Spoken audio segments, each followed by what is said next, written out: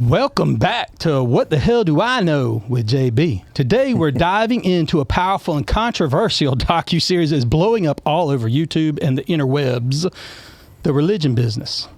Filmmakers Nathan Appfel and Chris Ayoub pull back the curtain on faith, money, power, and integrity in the modern church. If this is your first time tuning in or your 51st time tuning in, we're not really a faith-based podcast per se, but we do lean into faith. And if you're a Christian, I hope that our conversations will stretch your definition of grace. And if you're not a Christian, you're not a believer, I'm hoping maybe this will help you start doubting your unbelief.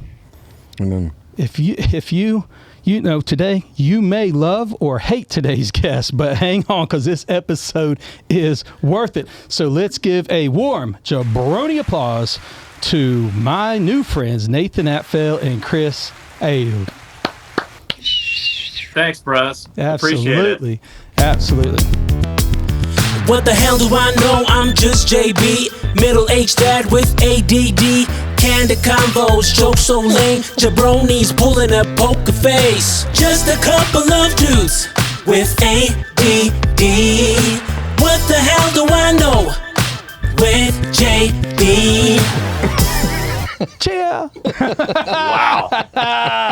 We are back, babe. We're here, and we're so excited to be here. I'm excited to be with you guys and dive into the religion business. First, though, I do want to welcome you to the floors.com studio. That's floors, FLOORZ.com.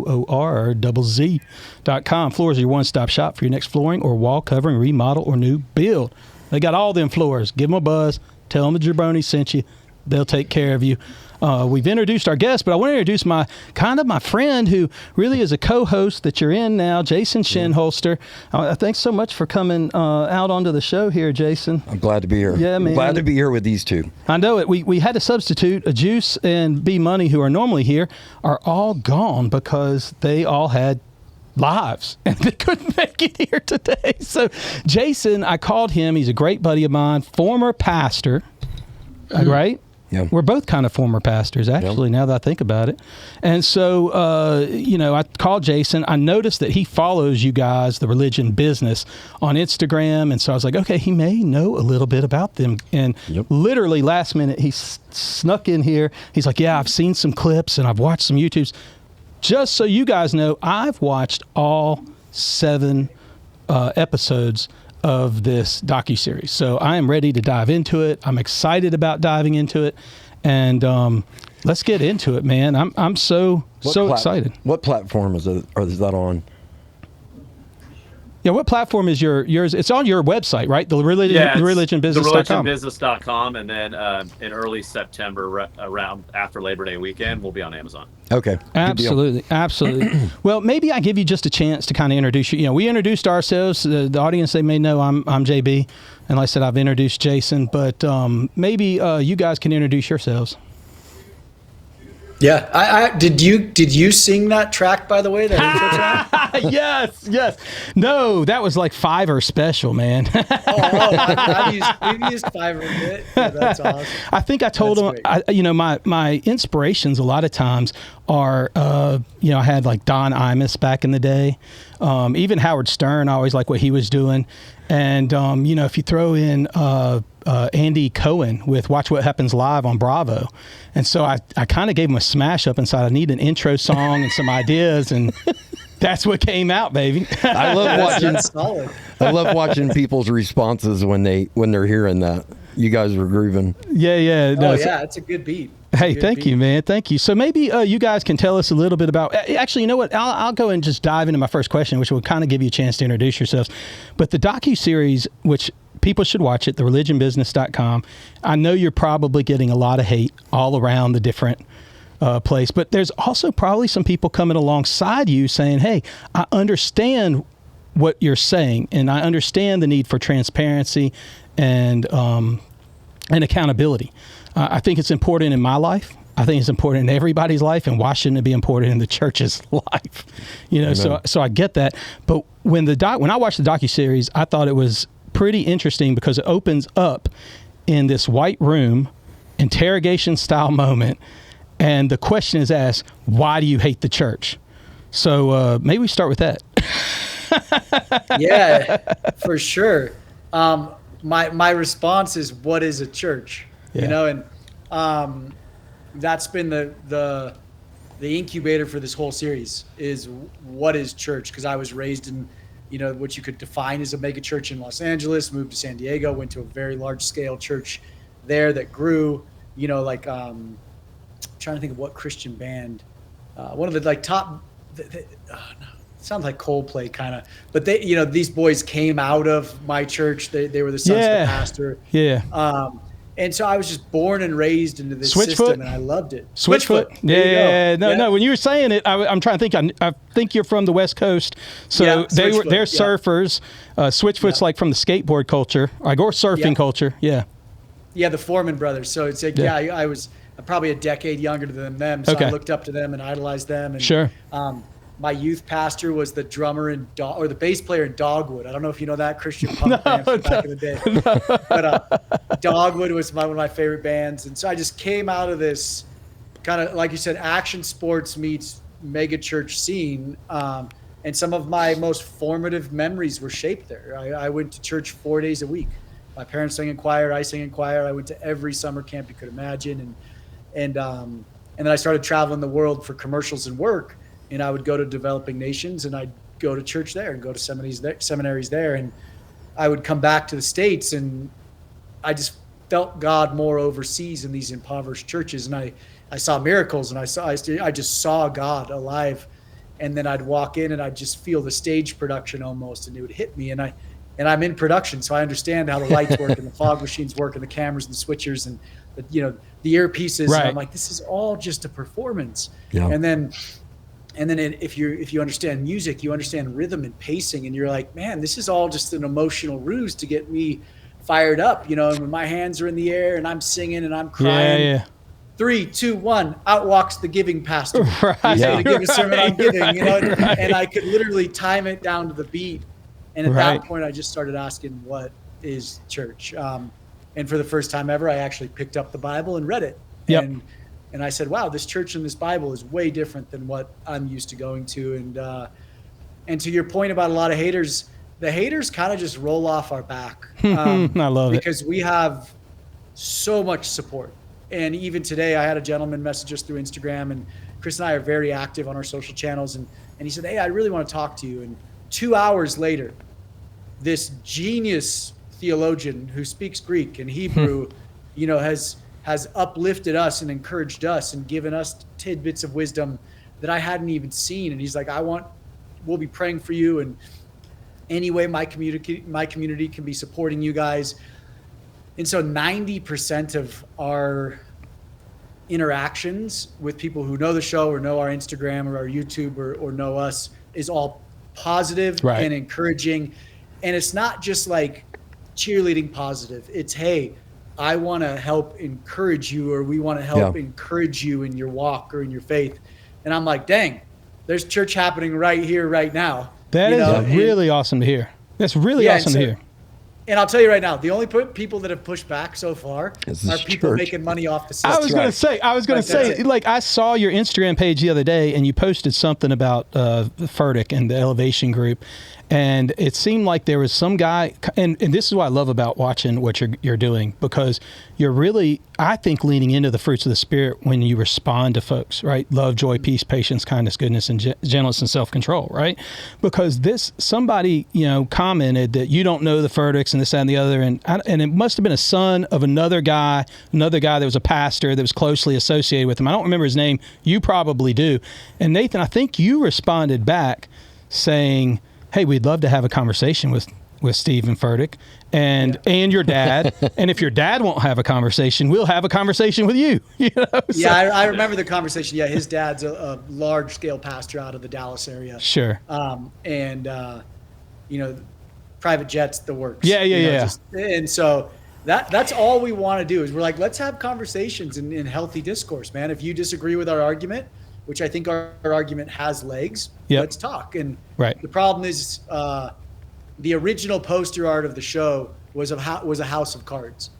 And we always say all you got to do in this institutional model is flick one card out, and the whole house collapses, the whole institutional house. And that's why no one will debate us, not even Russell Johnson. You know, he wanted to. There was a horrible, tragic shooting at his church where an individual was killed, and that's why that didn't happen. But I'm going to say right now, he's had time to go on the morning news with J.D. Shuttlesworth. He brought Paula White to his church recently. So to me, it's just like you're dodging the conversation, right. bro. Like, like I love you. I right. give massive space for you to heal with your church and work through that. But at the same time, you're still jumping on network interviews and, flying pastors around to help raise money. So I'm like, come on, at least give me the time of day. It's like smoke and mirrors. It's like the whole Epstein thing, right? Like, let's just forget about it happening. Let's talk about something else. Yeah. These guys will go away, Yeah. I mean, it's kind of crazy when you think about it.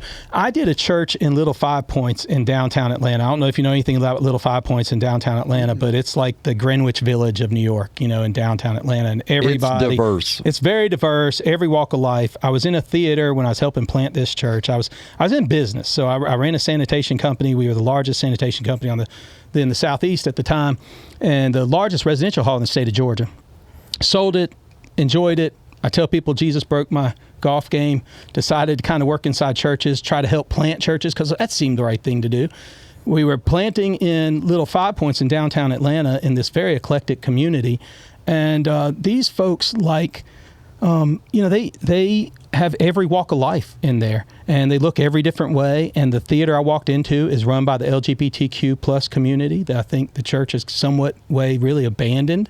But we walked in, and in this theater, they had a coffee shop next to it, and in bubble letters was the word adultery. And I thought, hey, this is exactly where Jesus wants me, right?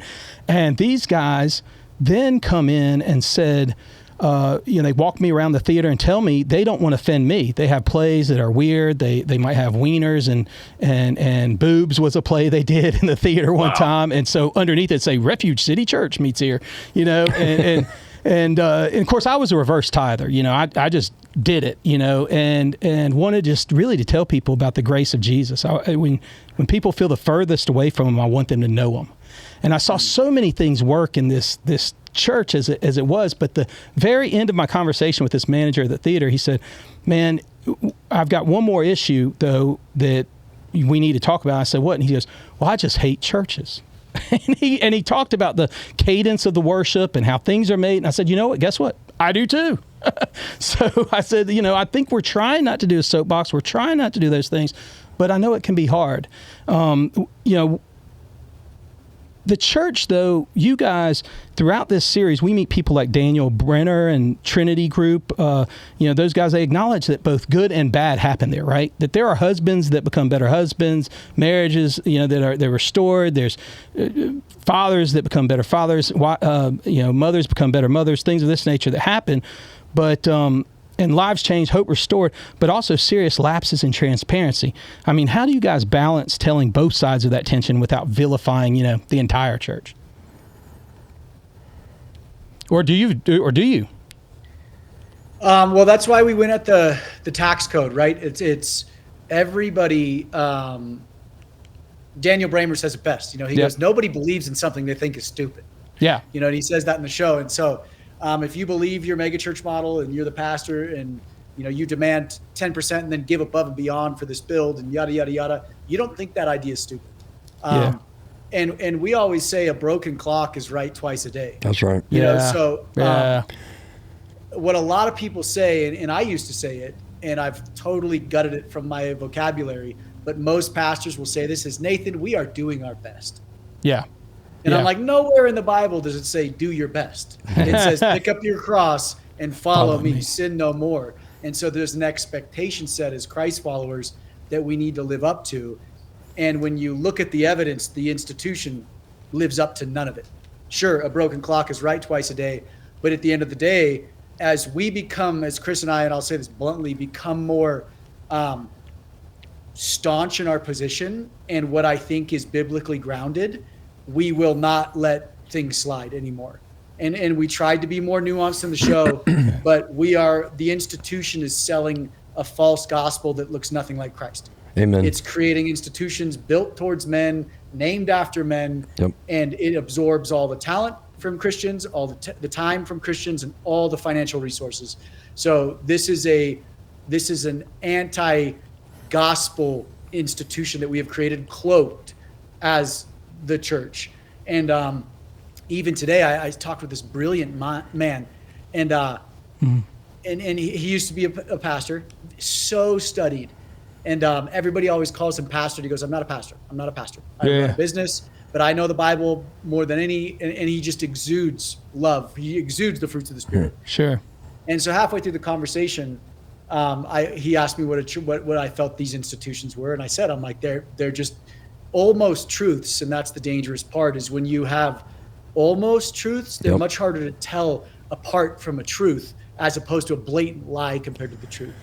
And I said, okay, his name's Chris. I said, Chris, what do we call these institutions then? And he goes, they're love dens, Nathan. And I said, what? And he goes, they're just love dens. They're lovers of self. Yeah. Wow. He's like, it's a place where everybody goes to love themselves. I want to worship, but I want to get emotional and feel good. Yep. I want to be on stage, so I'm going to figure out how to get on stage to be loved on. He's like, they're love dens, Nathan. Man, that's insane. It does feel like it's kind of the process that we have built has created this this structure that you just it's like a breeding ground for narcissism. Right? It just feels that way in a sense. When we did our church, we sat down with our accountant and I said, hey, we've got to figure out how to become a 501c3. I didn't know how to become a 501c3, never done that, always run for-profit businesses.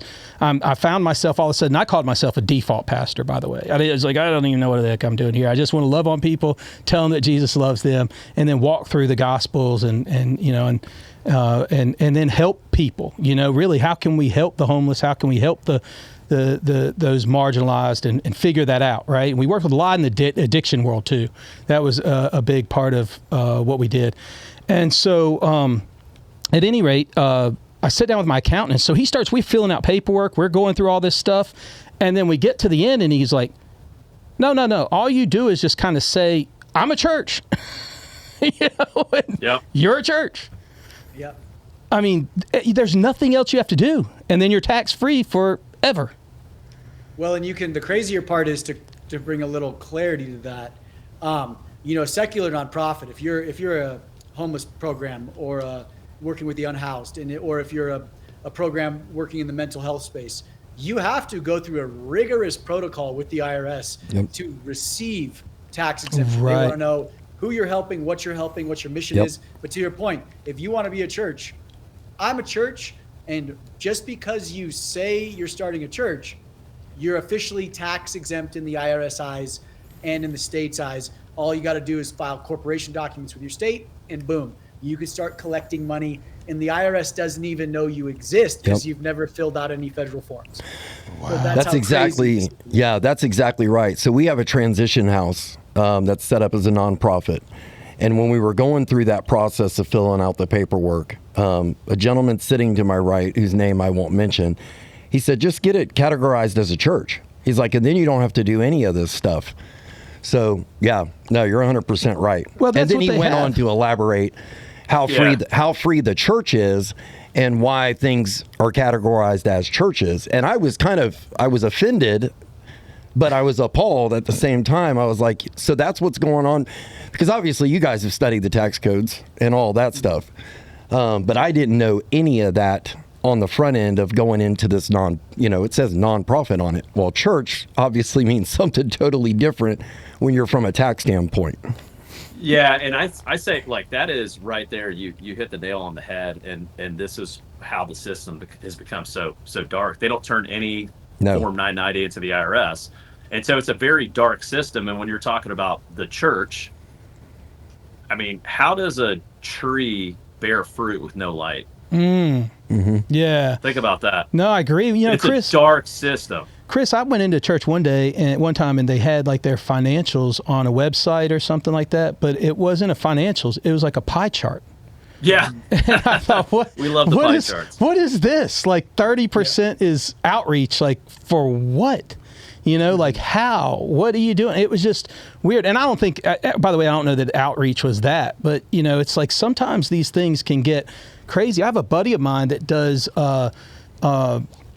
metrics for data metrics for churches. And so all their metrics are built off of growth. and they have such a hard time with like, how do you build off of impact? You know, and that's the hard thing, because data wants to say, well, how many, you know, butts are in the seats, you know, and how, and then did they tithe? Oh, that must mean we're impacting them. That's all. And well, and if they tithe, now you can bankroll that tithe, right? So, hey, if we've generated $3 million a year for the last 3 years, we want a bigger building. We want a $25 million loan. So you're gonna that is literally correct. leverage your congregation and their future generosity to take out loans. Yep. yeah, It is so backwards. And I'll start. This is a fun one. I've really wrestled with this week. There's a church planting network that's having a conference in Carlsbad, my hometown. Actually, at the church I used to go to for small group, and all the cute girls would go there. You know, cool bands would play. So that's why I was there. And on this man's on the stage, and there's would-be pastors in the audience. And this is day one of this conference. And on the slide behind him, it says, creating buy-in for your church launch. So just dissect that line. Your church. So it's not Christ Church. So there's only one church. Right. Hey, Chris, you're starting a church. Like JB, your church. Yeah. It's not Christ Church. It's yours. Right. And you're launching your business. And so guess what? You got nobody that wants to show up. So how do we create that buy-in for people to give you money for your business and your church? It's the most backwards thing I've ever heard if you're a Christ follower and know anything about the Bible. Right. And so, but that's the system we've built. You know, and it's no one person's fault. Like, I actually don't judge the guy standing on that stage, because I'm like, you're just a byproduct of the system. Right. So at this point, we're all kind of like, hey, look, it's why, you know, because I can remember back in the day, I mean, look, what I might have done 10 years ago, there's sermons I probably wouldn't give again. You know, I mean, there's grieving that I've done with people that I probably didn't help them grieve appropriately. You know, so there's times that looking back, you know, as you mature in your faith and you mature in life and you start to question things, and maybe that's how you got here. I mean, this was like a 14-year journey for you, right? I mean, you started, is that right? I mean, you're 15? I turned 41 yesterday, so I actually have a 16-year journey. Nice. Wow. So it's even 16 years that you've been doing this thing. Chris, when did you come along to the program? 2.5 years ago. Nathan bought the domain, thereligionbusiness.com, when he was 25. But I was on my own. I was on my own journey and chasing the world, and God led me to Nathan. How about that? That's awesome. And I mean, do you feel like your faith has been enriched in this? Do you feel like now through this process, you're leaning into your faith more than you may were 2.5 years ago? I mean, it's my own faith now, which is beautiful. And I will tell you, I was scared to know what it really meant to, I remember reading this book. I got injured in the Army in 2012, and I got medically discharged in 2013. And I was reading a book at the time, and I think it was called Not a Fan. Yeah. I remember the book. So many people are fans of Christ, I remember the book. Follower. Yeah. And I was so scared when I got to the part about, like, what does it mean to actually pick up the cross and follow? And I was so scared of that. And then fast forward my life, 10 years later, and then coming in line with Nathan. Yeah. Like, when God tells you to put your life on the line, put your resources out there, to invest, basically for a project like this, that is going to bring light into the darkness. That's picking up your cross and following. And I'm just giving you 2 examples of parts of my life, but it goes into everything. There's a lot of refinement going on with me right now. That's personally. Incredible. Well, one of the things I want to know is, did you update your IDBM page from the fact that I saw you as a Caesar or something, a Roman guard in the film? I just wanted to know if you updated that IDBM. Is it IDBM? How am I saying it wrong? IMDb. IMDb. Yeah. So that's so funny, and I'll tell you the story about that. There was a cast member who was playing a Roman guard, and he was not kind to some of the folks that were working there. Yeah. And Nathan and I came to each other, and then we needed to remove him. And Nathan looks at me and he goes, "Hey, you want to play a Roman guard?" And I'm like, "Absolutely." And they're doing my makeup and all this transformation and stuff, and they were asking me, they're like, "Oh, so you're an actor?" I'm like, "No, I'm actually the executive producer." But they're like, "What?" I'm like, no. Like it was awesome. You stood perfectly well. You stood perfectly Years of well. military training prepared me for that moment. Well, I'll tell you right now, there's Easter eggs, JB, because he's more than just a Roman guard. He's also a 1913 politician. Yeah. Oh, there's more. I must have missed some of the other looks. That's incredible. Yeah. I have a tendency to fire people from sets if they're not kind and helpful. Nice. Yeah, no, right? You want to be around good people. I have a sign in here that says no whining, no complaining, absolutely no frowning, only hugs, smiles, warm, fuzzy feelings are allowed. Thank you. Because I just don't want to do a podcast if it's not fun. I don't want to do anything anymore if I'm not going to enjoy it and actually I think it's good to put good out in the world. I don't want to do it if it's not going to be, putting good out in the world, doing something healthy and having fun with it.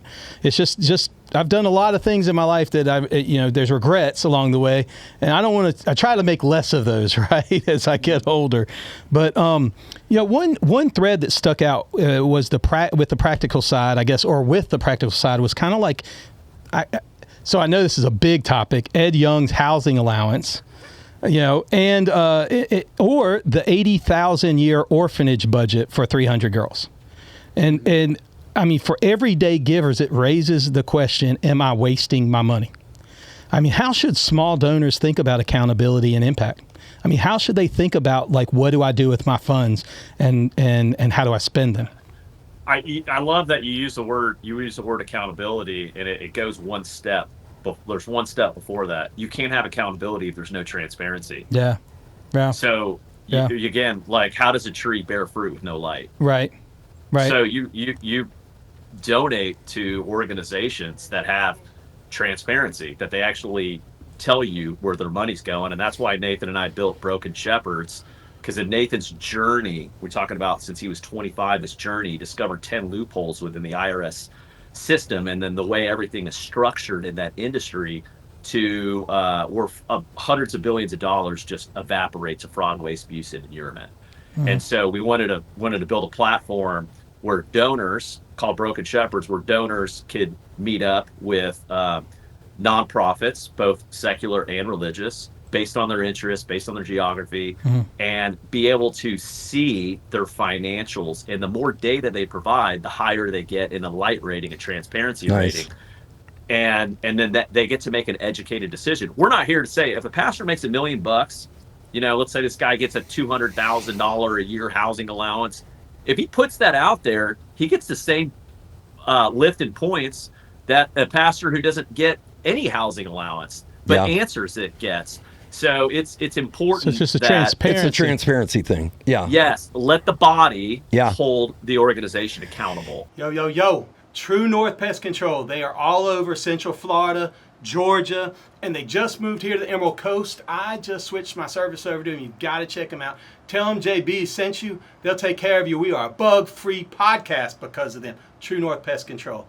Now back to the show. Yeah, and if people are going to donate, they need to know that that's what's going on. And if they're 100%. fine continuing to donate to this cause, then by all means, right? And you will know them. Sorry, Nathan. I was going to say, you will know them by their fruit. And I'll keep saying this. That's right. A tree can't bear fruit with no light. No, that's awesome.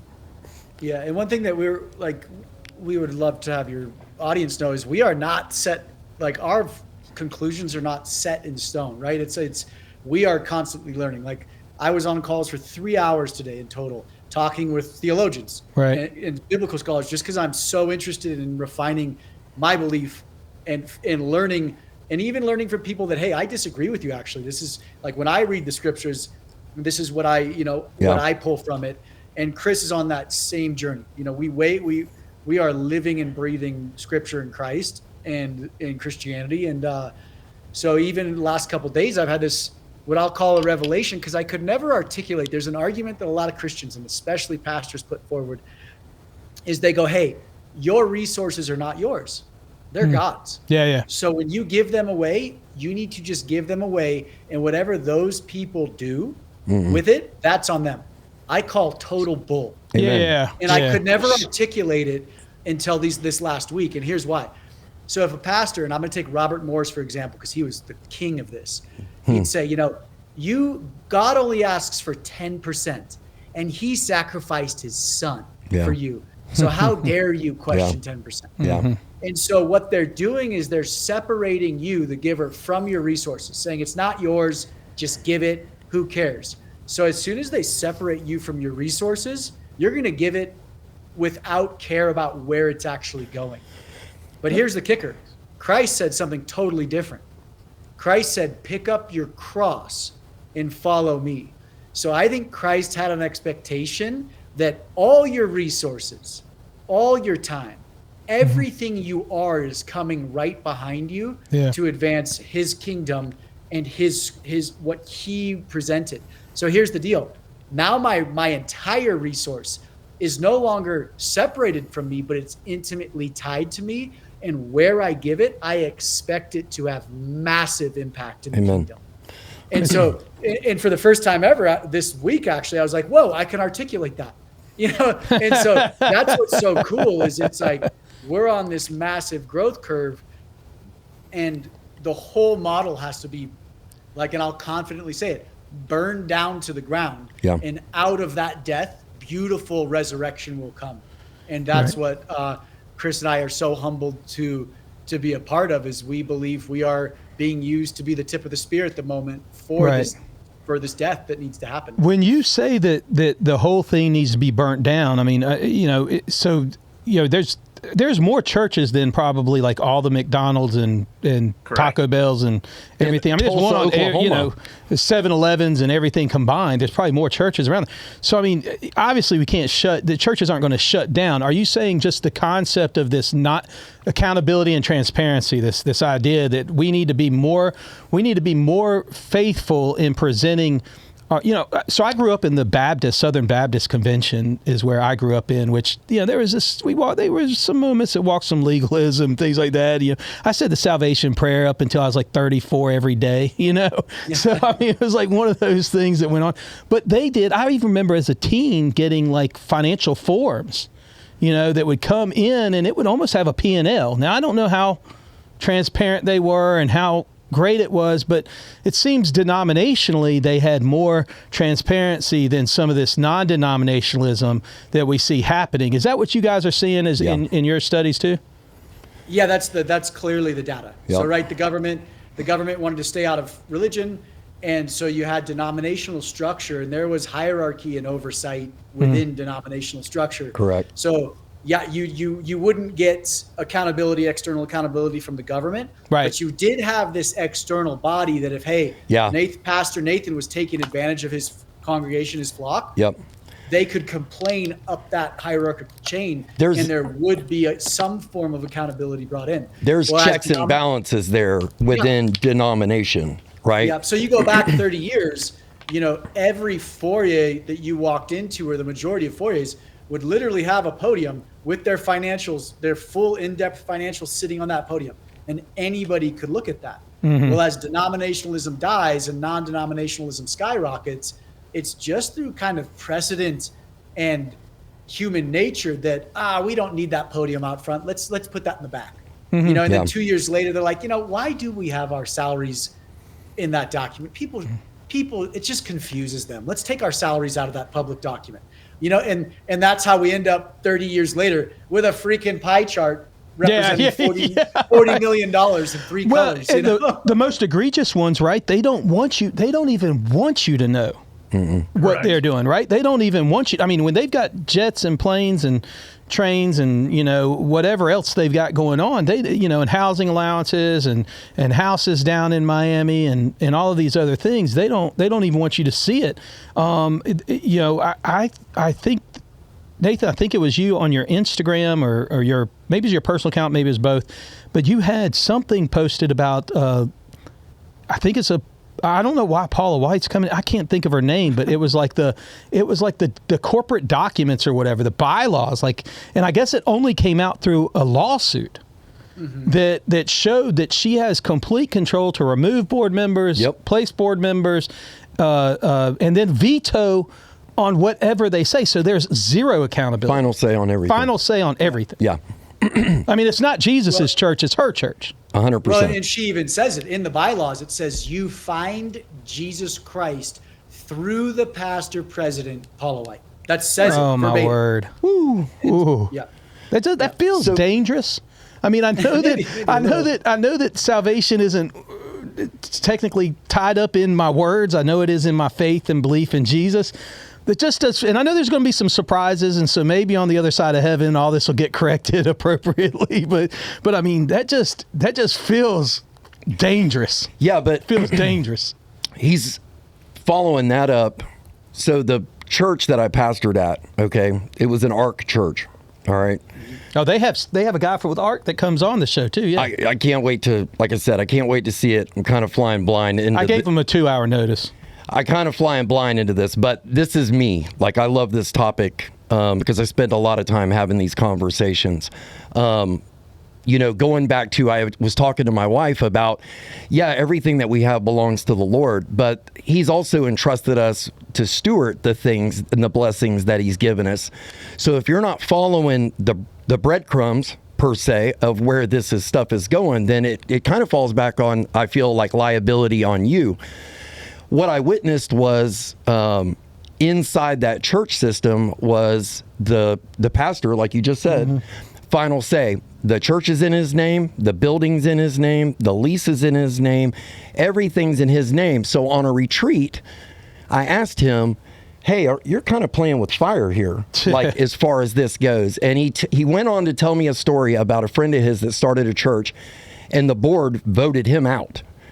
So he's like, well, that's why we don't do that anymore. And this is stuff that's been handed down to him through leadership.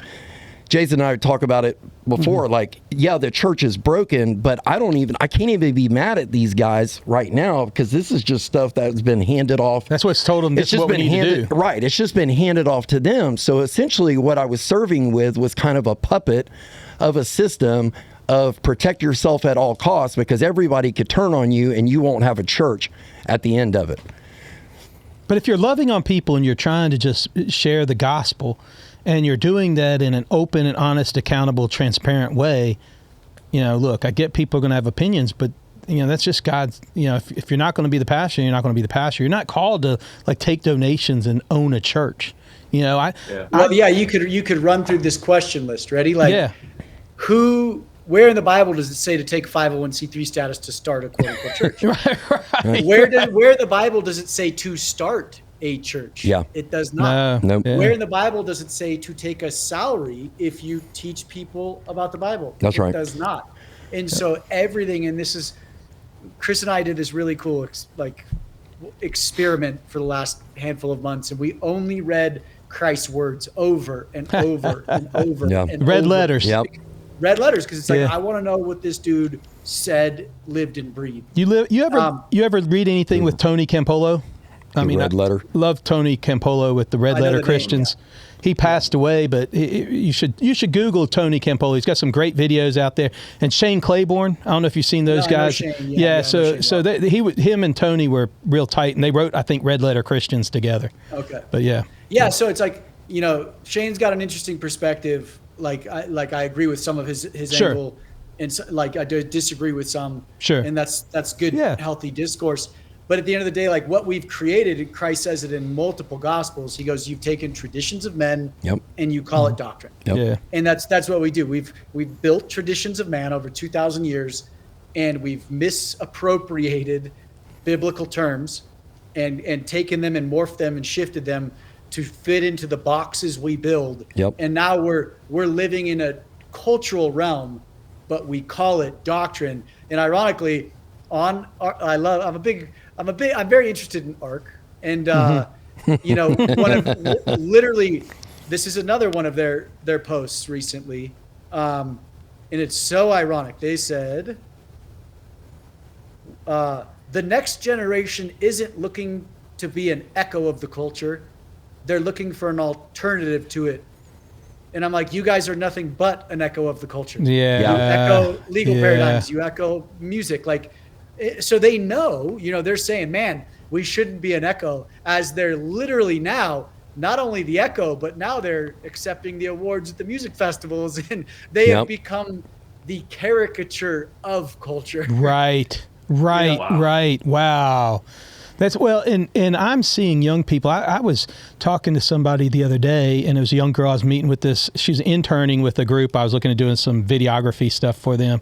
I'm kind of a jack of all trades. I do a lot of real estate, venture capital, but then I got in this podcast world and is like, well, I got a camera and ChatGPT. I'll figure it out, and so we just started doing stuff. But I like working with nonprofits and figuring out how can I leverage what I know how to do to help them do really good. And one of my favorites is the Emerald Coast Children's Advocacy Center. You got to check them out. If you're listening, check them out, because, man, there are these kids that are they get abused by folks that are usually the closest to them, and most of the time is sexually abused. And this group takes them in 1,600 kids a year in our area, and they take them in. They have the police presence, all this stuff. And so I want to get these stories out that we can, and they help counseling and all these great things. And so I love to do it. But there was an intern, we were sitting down going through some stuff, and she said, well, I've just walked away from the church. I'm tired of all the things. And I hear that time and time again from the youth. So while they are probably looking for something else, you're right. I mean, there's certainly youth. There's people that lean into the church, but they are kind of looking for something that's different. And we're not being different. That call today, and Chris and I have, we have a great mentor right now walking us through basically how do we present the solution, or how do we walk a new model of church to the nation? Because we're probably gonna, if we keep our heads down and stay focused on Christ, we have a potential to be used to walk in this refreshed, more Christ-centered version of Christianity and faith. And it's going back to gutting the institution, just going back to community, right? Where I know you, where we bring joy into the system, and it's how do we grow together and lift everybody at once. There's like Christ says, there's no teacher but one, and it's like, but we've put these hierarchical planes into the institution. So how do we get back to that playing field where Christ is the head of his church, one church? And I like, even some of the most genius theologians that I talk to, they're like, Nathan, what do we do? Like, the smartest men and women that I know don't really see the forest through the trees, so to speak. And you can see that with these big quote unquote revivals. It's like this young generation like yearns for Christ, but the only place they can go is a Brandon Lake concert. They have to go back to the institution. Right. And what Chris and I are learning right now is like, when Christ says, it's better for a millstone to be hung around your neck and you to be tossed in the sea than to lead a little one astray, he wasn't necessarily referring to a physical child. He was referring to an infant in their faith. Yeah. So as you find Christ, you're so joyful, and guess who's going to rob you of that? Religion in the institution, because, hey, we need you in this pew. And so it's amazing. It's a different model entirely. It is. That we need to present. What's interesting? We were talking about tithing and things of that nature and giving. I want to be a generous person. I really do. I've been blessed, and so I want to give back. And I think when you have that, and I know, you guys. I know you guys feel the same way. I mean, I've listened to your story. I've seen you on some podcasts, Chris. I know you came from the business world and want to be generous. And Nathan, you've done stuff since you're like 17, from, like you said, Oakley and BMX and all of these things, and TV production and some of these Temptation Island or whatever it is, all this stuff. But look, it's still, you're working your way up. You're cutting your teeth through all this stuff. But I know you were being generous and pouring back into your projects and figuring it out. But I want to be generous. But I stopped giving to churches 13 years ago. And there was just something about it for me, and maybe it goes back to, Chris, what you were saying earlier, is having transparency and accountability.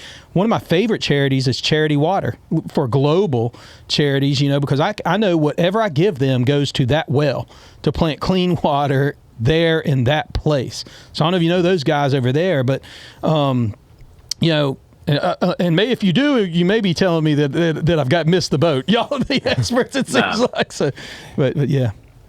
Yeah, we have not. We know nothing about water. But I like those guys. But anyway, I look for places that have accountability and transparency in their, charities. Can I ask you guys a quick question? Yeah, please. So, but both of y'all, correct me if I'm wrong, both of y'all were pastors? Well, I was a default pastor, but yeah. Yeah. But I mean, titles aside and everything. Yeah. So it's interesting, this parallel of like the United States of America and how frustrated the United States of America is with its government. Yeah. And its government is run by lifelong politicians and bureaucrats. Yes. Right? And then in the same way, do you agree or disagree? And I'm not saying I already know where you're going. Yeah. Yeah. Should a pastor be a full-time position that's an entire career? Just like a politician has become a profession that is an entire career.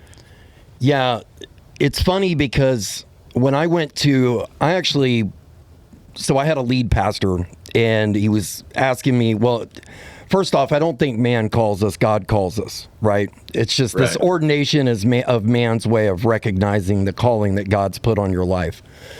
But what came out of that, I hate the word season, but I'm going to use it. What came Christianese terms all over the place here today, baby. And this is why I've since left the church from a pastoral standpoint. For these, that's why I'm fired up that you guys are here, and I'm extremely grateful that Jason called me to be here. But I actually paid money to go to Pastors University.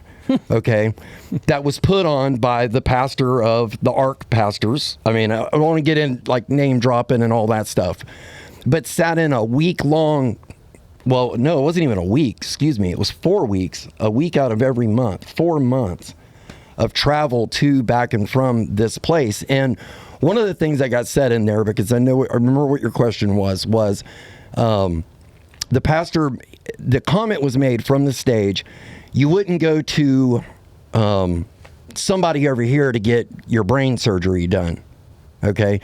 You'd go to a brain surgeon. And you wouldn't go to a dentist to get your car fixed. So, and you would be happy to pay them to do those services. Interesting analogy. This was the analogy that was handed down to me. Like, I was sitting there, I wrote it down, because I'm like...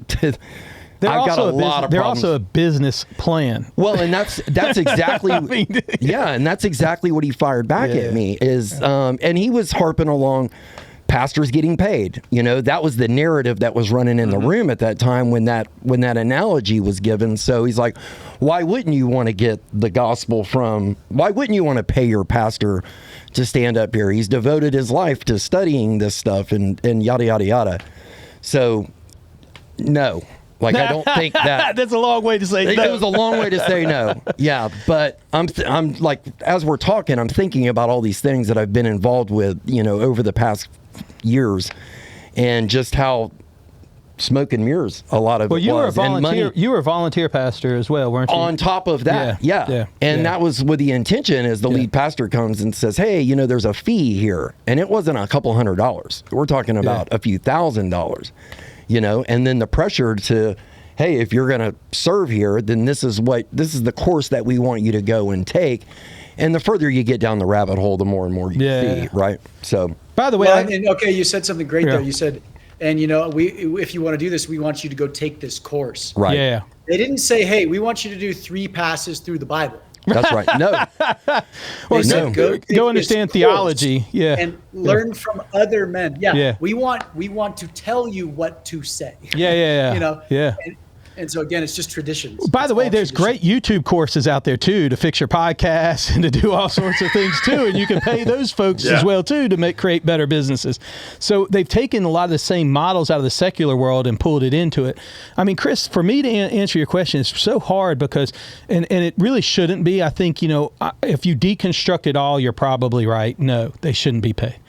Where we're situated now, I have so many friends out there that I know that are the pastors, right? And I'm trying to figure out how to do it. Like, I've got I mean, to be frank, my uncle, years ago, I was doing a Sunday school for like middle schoolers, which I don't really recommend for anyone, but I was doing Sunday schools for middle school. I kid, but it is probably a worthy thing to do, but they also have lobotomies like when they're 13 and 12. But I was doing, this was back when my daughter, so this was like gosh, this was like 20 years ago. I was doing middle school Bible study, and I was trying to get better, and plan lesson and learn things. And so I was going through some research, Googling, and they'd have notes at the bottom, like the translation of the Bible and who did it and who translated and whatnot. And on there was my uncle's name. And I knew he had always been in he's at DTS, Dallas Theological Seminary, but I clicked on his name. He translated several books of the Old Testament for the New English translation. And nice. And he was on the commissioned group to like figure out like what words the verbiage is right, and does it stand and hold counsel. In fact, he's head of the doctorate department there. But holy moly! So he's been doing it forever. But I remember I emailed him and said, "Hey, Unc," I said, "Man, I can't believe you wrote this part." And he, fastest email I ever got back from him, because he emailed me back, said, "I just want to be clear, I didn't write any of it." Right. So I thought that was pretty good. But so I have people that am involved in faith myself, but I'm frustrated too, because I see all of these things and I see all this money being poured in and all these world problems that we could solve, but yet we're feeding an animal. We're building buildings. We're feeding an animal. And I mean, you guys point on the LDS Church too. I mean, it was $500 billion this hedge fund's created, and it's like an auxiliary. So it's not just non-denominationals. It's like LDS, and it's. What does the Mormons got going on? They really figured out the business game better than everybody Second else. largest landowner in the United States. I was going to say they own the entire state of Utah, right? Yeah, they're a conglomerate. Yeah. I just had this really cool visual. So let's play a game. Ready? Okay. So we'll take the ARC model, which is launch large. What is ministry in that world? I mean, I would think it's right putting churches out there and building and getting more electricity and more people in the seats and more pews. So ministry is you got to work for that church, right? You got to be in there building this church. Yeah. So where does this go? Let's map it out over time. If Christ's Great Commission is to go into all the world and spread the gospel and make disciples of men. Yeah. The whole goal with this model, with this ARC model, is to make as many churches as possible all over the world and have everybody working for the churches. Right. Because we all want to be in ministry, right? Right. So who's going to end up, like, if that is the quote unquote model, what happens when everybody's working for a church? Yeah. Yeah, right. For an institution, right? It's going to eat it. Yeah, it's means to an end, for sure. It's got crazy burnout. I mean, ARC has a high burnout in pastors, because I think what happens is if you are really charismatic and you're a great communicator and you figure out the system, right, and execute the plan and the game plan, right, you rise through the ranks and you get growth and you get all those things. They even call it the Grow Conference. Right.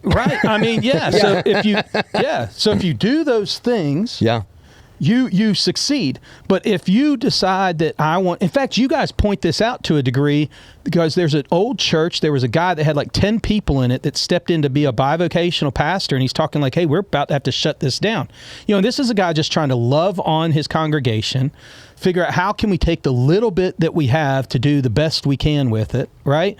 But he just didn't have enough funds to even keep the building alive, because he's not doing the smoke and mirrors, he's not doing the things that they were doing. Yeah. Even here, it's very accurate. Yeah. Even here locally, though, because we have a megachurch like right across the street. Right? Yeah. But even here locally, so if you go to the churches that are here locally in our town, right?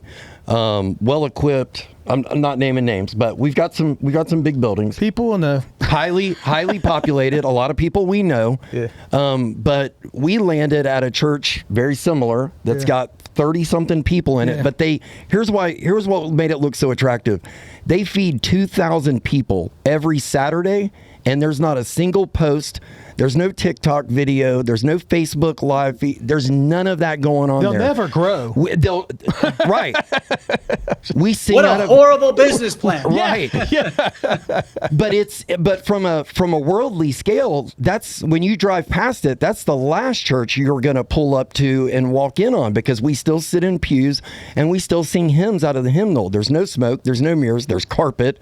I mean, it looks rough from the outside. But fruit, going back to that, every single Saturday. They fed almost 1 million people last year out of the back door of their church, and they're not telling anybody about it. And then me coming out of that model, what's the first thing you think I wanted to do when I got there?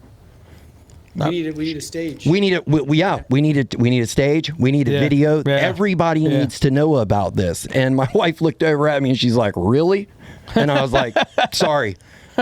But that's I gotta break the cycle somehow, you know. Well, you do. Like you want, but I really want everybody to know that that's going on there. But I almost just, basically infected something that's not broke, right? It's doing what we it's. call it an infection in the show. It's literally infection. Is it?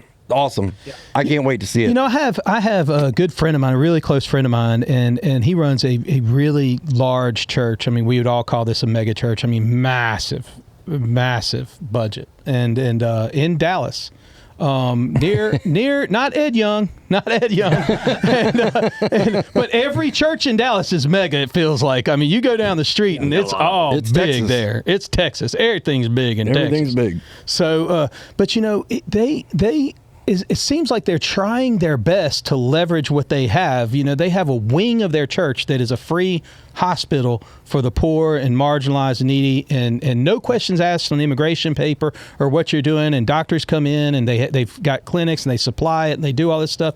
They work with other area churches to have a homeless spot. So their church for once a month brings in cots and they make it secure and safe, and they transport people to jobs and help them get jobs and do things. And so that, they've dived into the culture to a degree, with the theater and the big stage and the great music and production and stuff, but they are leveraging it. So, I mean, sometimes I guess two things can be true, but it still falls back on transparency and accountability. Or what would you say to that?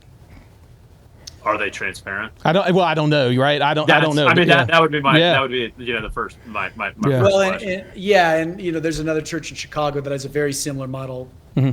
One of the original mega churches, 30,000 seat venue. Yeah. I got to walk the property, filmed at it. They have great programs. They have a grocery store where people can come in once a week and shop for free. Oh, wow. Fill up the cart.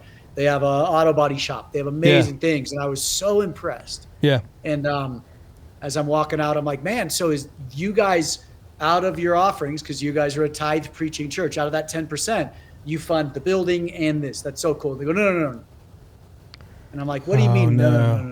Oh, no. And they go, the tithe is for the church. This is above and beyond your tithing that funds this. Oh, no. And I was like, you're a scam too.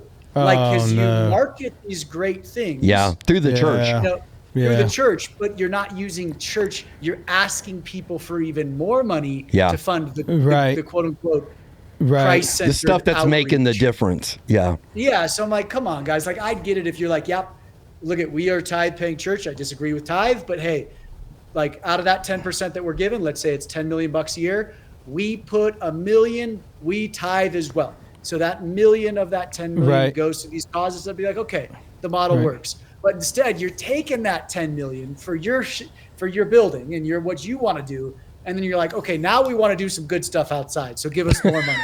And it's and so they can leverage it. So this is the problem. Their website is nothing but the good stuff. Right. Nice. Right. And so you feel it. You're like, this is amazing.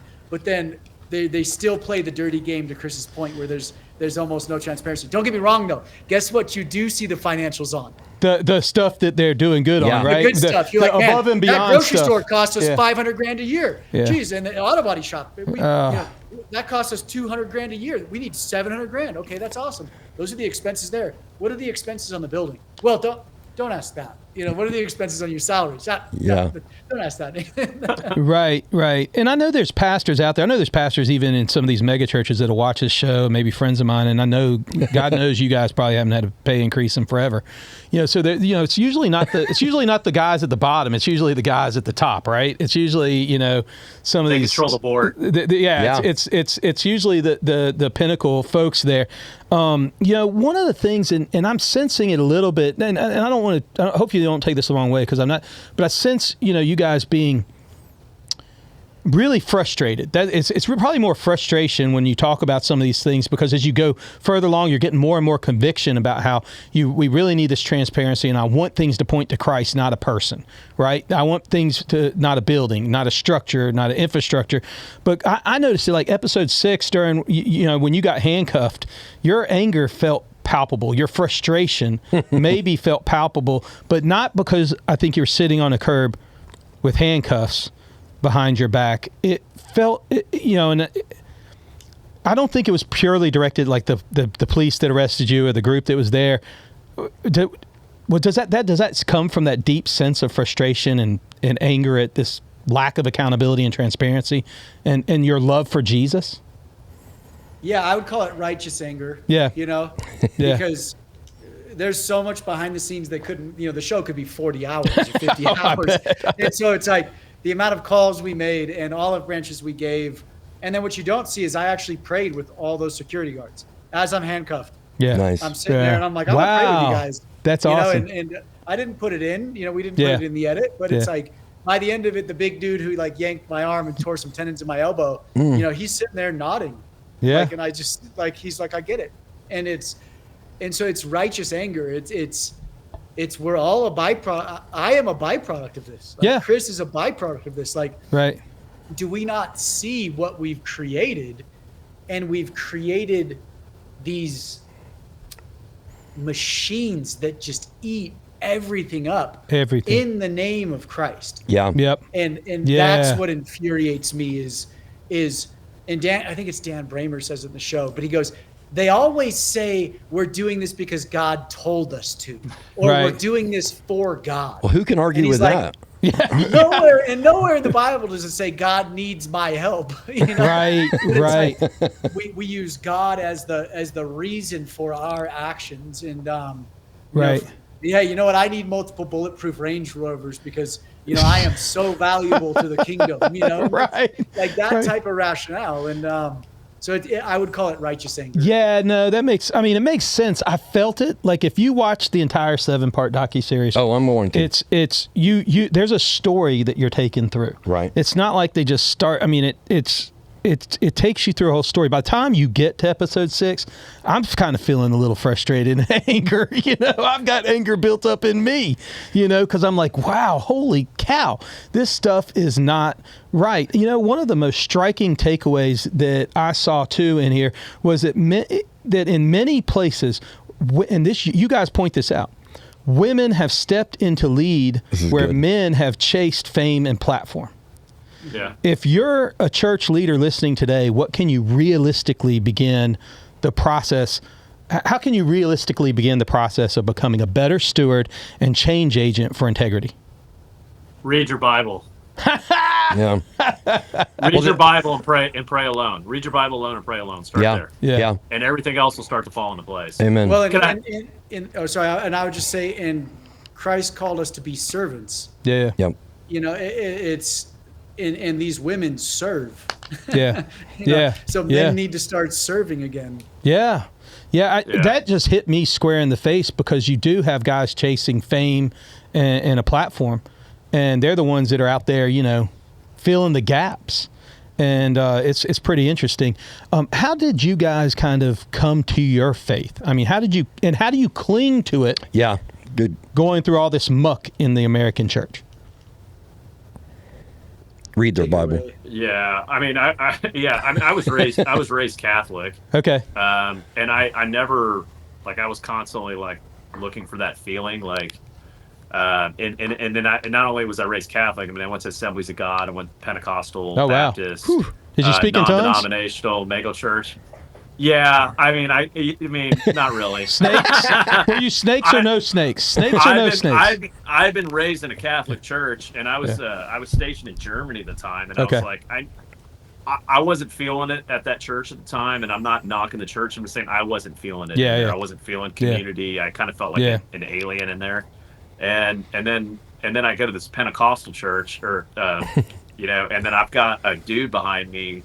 He's like, hey, altar call. Hey, we want someone to pray. So I walked right up there. All of a sudden, I got a dude behind me just blah, blah, blah, blah, in my ear, and I was like, "What?" I mean, coming from a Catholic church, I was like, "What on earth is going on here?" Yeah. And you know, I was afraid. I was afraid to pick up my cross and follow Christ, and, and I was operating in that realm for so much of my life. I've always been a believer in Christ, and I say this to people all the time, like a realization, like, you know who else believes Jesus Christ is the Son of God? The devil. Died on the cross. All that. You're right, the devil. That's right. But what's the difference? Do you pick up the cross and follow him?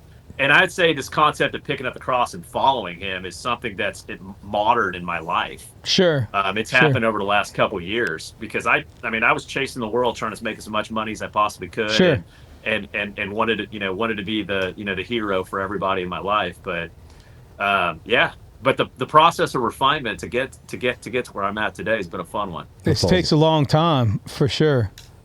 Yeah, it's an interesting world that we live in this faith world. I by the way, you guys don't know this, but I met Jason Shinholster. He was on my show, episode number 31, and he came out. He shared his story from addiction and recovery. He had $1,000 day of drug habit at the height of his drug addiction. Wow. And he was moving drugs on the east coast of Florida and Central Florida. Yeah. You know, and snuck out of a pretty hefty sentence just in time. I did. So, but came to faith. That, really faith changed his life, and Jesus changed his life. Yeah. And that's what's so important about Jesus. I still believe he's the hope of the world.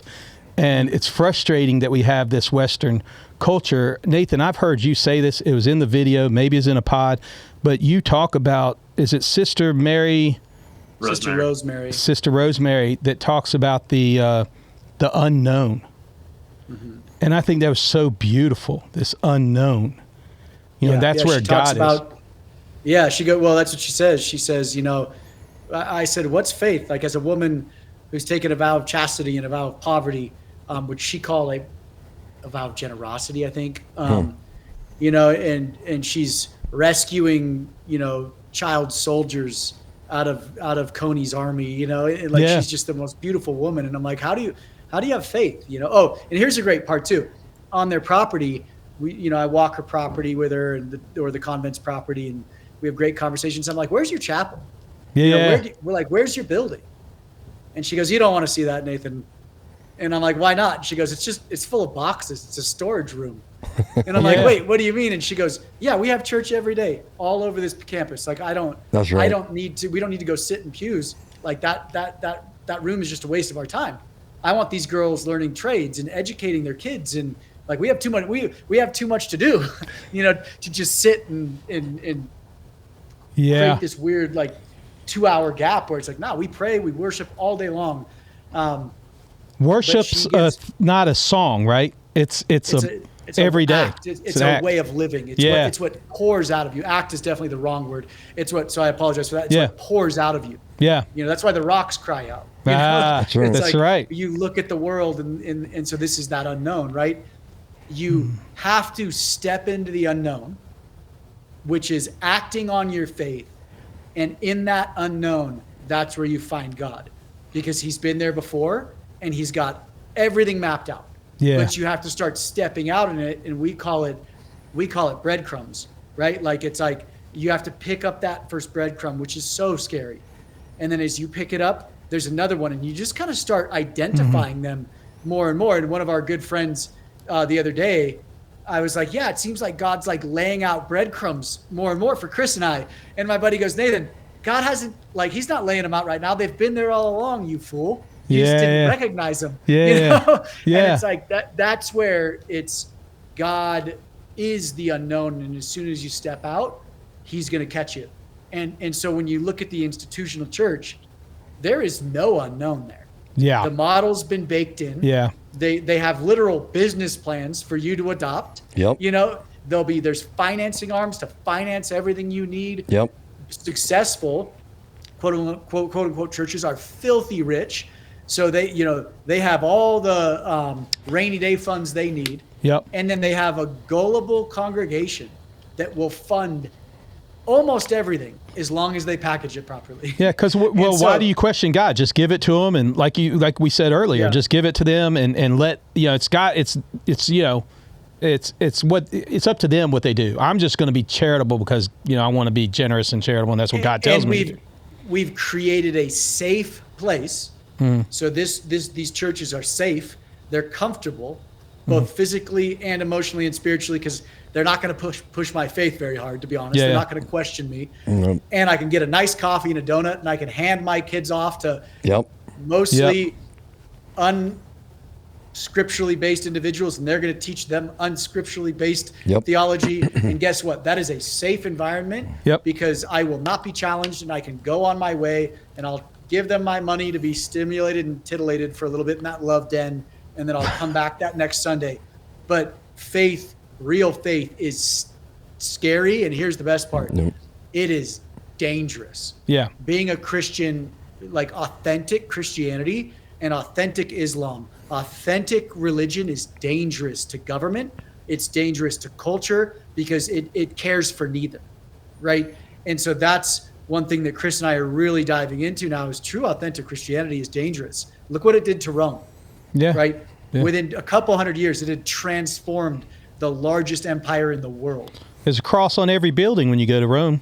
If you, we had a chance. We've been to Rome several times, and my wife booked us a cooking deal up on top of a roof, and on the rooftop we were just looking out as we were making pasta, and on every rooftop is a cross. Yeah, and which is interesting how it can transform it, and how Jesus can transform it. And the cross, what was meant to kill and destroy, is actually gives us life and hope and peace. But so that was kind of lovely, but there's a lot there wrong there too. I was in the Vatican, and there's a lot going on there. We were there, and there was a girl that was puking her guts out while we were doing a tour in the Vatican. And we got a chance to kind of get in there early and do this little tour before the lines got crazy. But this girl beside, like she had drank too much or was really dehydrated, or I don't know. But I mean, she is puking her guts out in the middle of the Vatican. And I went to go over and see if she's okay as I walked through the line, and a security person came to escort her out of the Vatican. Now, not to take her to the hospital inside the Vatican or make sure she's okay or get her an IV. Or I'm like, wait, she's messing up the show. This is like the Holy Church. Like, what are we doing here? It's the same thing in AA. When an alcoholic actually shows up to the meeting, they ask him to leave. So I've got two questions. If you've got, you can't come in here drunk. Yeah. I've just got two questions left. If you have time, I know we are right on that hour. So just two more, if you don't mind. One is, and if you can't, I get it. But one is like, what else do you have to say before we finish this off? Like, what would you like the audience to know about this 7-part documentary series, and what do you want them to get from it? Go for it, Chris. So I would say that your faith is your own. The first 2 episodes of the docu-series really educates. I mean, from watching it, it's very educational. You learn quite a bit. But even with that, we're encouraging you to pick up the Bible and read. But that people will see that there's a significant problem with transparency in this system. And that it's not going to, you can't just go look left or look right and go, someone else will say something. No. There's a problem now, and we have to rise up as the body and actually start asking these tough questions to our institutional church that we go to, and start asking these questions. And if they don't want to answer them and say, I don't have to answer that question, that's not where you need to be. You're not being led the right way. Your faith is your own. So that's what I would have to say. And then I would encourage people in our app, Broken Shepherds, to if you have, to go check it out. If you have known information, a church's revenue, a pastor's salary, who the pastor is, the board is, you can go in there and enter data, because until the body starts entering data into this system, nothing's going to change. I've downloaded the app, and I have not found any churches on it yet. Well, just correct. But if you can actually search, there's 400,000 of them in there. You can search up and look at it. And pull it up, the one that you want, and then it has their addresses and everything, and you just go in there and enter the information. No, that's good to know. And the fun part is, in a few weeks, if there's a church that their congregants have input data, they will start showing up in that church button. Yeah. Okay. The data will say unverified because we can't verify it, and the church hasn't verified it. Right. Okay. But it's a way to get the church to say, man, maybe we should claim our profile and actually put, our financial transparency foot forward.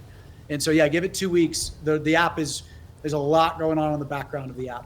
Look, I don't think it's going away in this age of technology and data and AI and everything else. This information is going to get out faster and faster. Like, you guys are actually on the forefront of it, but churches need to, wake up, get involved. If you're authentic and you should want accountability and transparency. 100%. You come from that AA world, and that is that is paramount to success. Well, it's funny too, I got sober in AA, and if you look at that's the longest, that's the best model I think that exists. I said it all the time. If the church could run like this fellowship does, and all it operates on is a voluntary dollar in a bucket. Well, and coffee. Yeah, but each group provides its own thing. That's a whole nother road it could go down. But we just, they've kept a singleness of purpose in that fellowship. So being in both of them and sitting in the church, I was like, man, why is this ran so well for 100 years now? And the church has been around for thousands of years, and it's just gotten nothing but worse. Well, if you watch the show, they'll show us 1913, and then again in the 70s. It starts coming. We Americanized it. And now we're spreading it out into these other cultures. Sure. So I mean, we're spreading it out into the most impoverished developing nations in the world. So we're literally feeding off the poorest and marginalized in the world. That really made me angry when I saw these places like the Mercy Center, and then I saw that lady Rosemary. Gosh, I can't remember her name. But I saw these places, and I wanted to figure out how can I donate to them. I didn't see those on your list because they will be through the app eventually. It's just we're starting domestic. First. They nice. will. Yeah. No, I can't wait. So last question. What would you? And I've been asking everybody that's come on the pod this question at the end, and so if one of you want to answer it or both of you, either way. If you knowing what you know now, what would you tell your 25-year-old self? Knowing what you know now, if you could go back and tell your 25-year-old self anything, what would you tell him?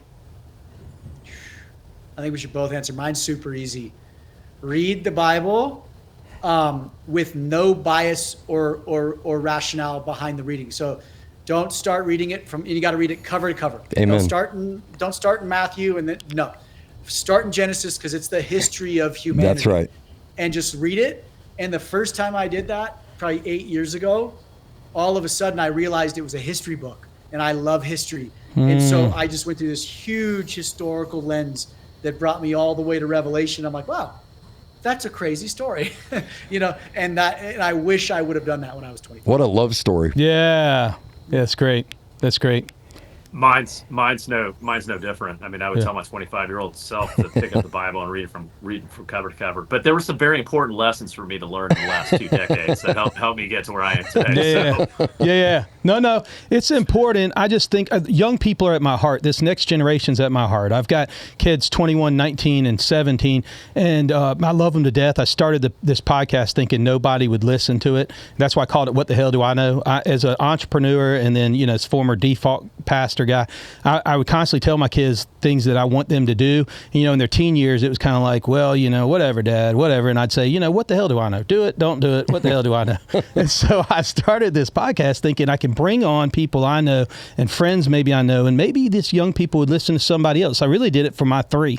And then, folks started tuning in. And so I was like, well, we'll just keep on doing it. We're just a $10 podcast here, but we'll keep on doing it, And so, look at this, guys. I bought him this. Yeah, he brought me a plate. He actually has a sermon plate in here. Y'all probably didn't see it on the thing.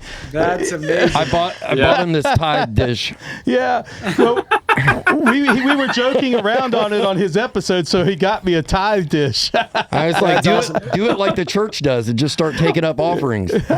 Well, if you only accept 10%, then you're not playing the right game, bro. You got to give above and beyond. Oh yeah, 100%. No, now that I learned about this leveraging future tithes, I mean, I'm not pressing the envelope enough. Like I said, I'm just I'm just a $10 podcast over here. You know, I just sold jabronis, but he's spot on. He's spot on that, because at the Grow Conference they have the lenders in the building. Like there's a whole financial section on that. Yeah. Crazy. Yeah, it's crazy. Well, it's super sad. And the sadder part is technology's playing the game now too. So the app Overflow, which is intimately tied to Arc, it's a tap of a button basically, and you can give the church stock. You can give them crypto. You can give them real estate. Wow. And so you can put them in your will. You can put them in your will. Overflow guarantees exponential giving growth because you're literally scamming people. Yeah. This isn't, oh my God, you get me emotional. I might as well give them one share of Apple.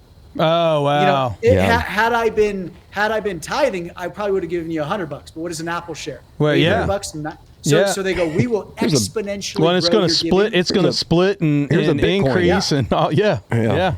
No, or get property. I drove by a church, a big mega church that I drove by the other day, and they had built the property as a retail center. So it was a big box on the side for the church, and then it was storefronts all along the way. And so you could kind of see what was going on. Like, if this doesn't work out, I got something to sell, right? Which may be good planning, but knowing what we know of the church, that's probably not going, it's probably funding another house somewhere. I don't know that there's a story in the Gospels about a dude coming in and whipping tables and beating people for that. This is my father's house. That's scary. That's right. Well, listen, guys, I really appreciate you guys coming on. It means the world to me that you'd give this old $10 podcast a call out. I just kind of slid in your DMs and got through PR agents, and I'm try to be persistent. And you did good. So I appreciate you guys reaching out to me. I love what you're doing because ultimately, if you lean into this 7-part document series, you should come away with how much they love Jesus. Amen. You should come away with how much Jesus means to this world and that it's being masked by other things. And so this is the part that I like to call Listen Up, Kids. In Silence by Shusaku Endo, the book Silence, Rodriguez hears Jesus say, "I was always meant to be trampled on." He's facing the moment everyone fears, being urged to step on Christ's image.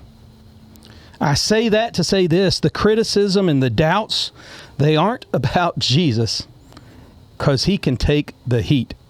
Somewhere along the way, versions of our faith stopped adding up. Maybe it's the church, maybe it's a Christian, a parent, a family member. Something shakes you and makes you step back. But here's what matters. Here's what matters. If the resurrection happened, if Christ walked this earth and then died, and days later, air filled his lungs, that changes everything. Amen. That changes everything. And that's worth holding on to. So you throwing away the church, I get it. Walking away from church, I get it. Being frustrated with the church, I get it. But tether yourself to that resurrection, because that's the hope of the world. Amen. Or not. I mean, what the hell do I know? What the hell do I know? I'm just JB, middle-aged dad with ADD. Candid combos, jokes so lame, jabronis pulling a poker face. Just a couple of dudes with ADD. What the hell do I know? With JB.